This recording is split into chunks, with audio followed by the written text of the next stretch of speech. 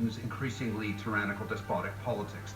You can live well if you let me govern the way I want. That was the trade-off. Well, that's gone now. They're now plunging into hardship.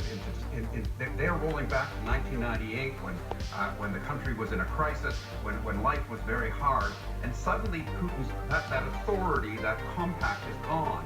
The hope may be that the people rise up against Putin and that he's overthrown and assassinated, something like that. I think there's no evidence that can happen. He has such iron control. But I would say one of the consequences of this that seems almost inevitable is that he is not only in danger of destroying Ukraine, but he may well be destroying his own country. Russia is now such a pariah state.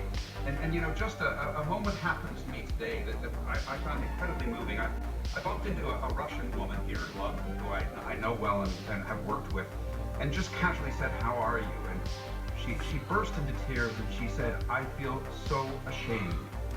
This is 1 minute now, just over, and he hasn't stopped blinking. Such a hard place to live, but this is something else. I don't know what to do." So I think this is one of the contenders for blinking at week. It's increasingly shared by Russians who are just observers in their own country's maniacal mission here. And it's going to leave Russia in a terrible, terrible spot, economically, politically. Just see if we can see where his eyes just like pupils just do go a little bit straight, like they've gone out of a circle into like not a line, not a complete slit, but more of a distorted slit. See if I can spot it again. The thing that should really just fast forward it because take it off this guy here. Not right bothered about him at the minute. Well, you know, the whole principle of Russia, formerly the Soviet Union, having nuclear arms and the U.S. having nuclear arms was this notion of mutually assured destruction. That if you blow us up, we're going to blow you. We'll send them at you before yours land, and we're all going to be gone. So that was kind of the tacit understanding of the Cold War that led to thousands upon thousands of nuclear arms being aimed across the world at one another, and that's really what kept the peace, and that remains.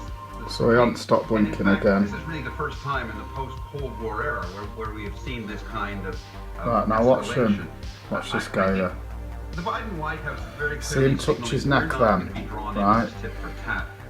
When you see these people like touch the nose and touch the neck, it generally means they're letting these people know that they're dropping a bollock.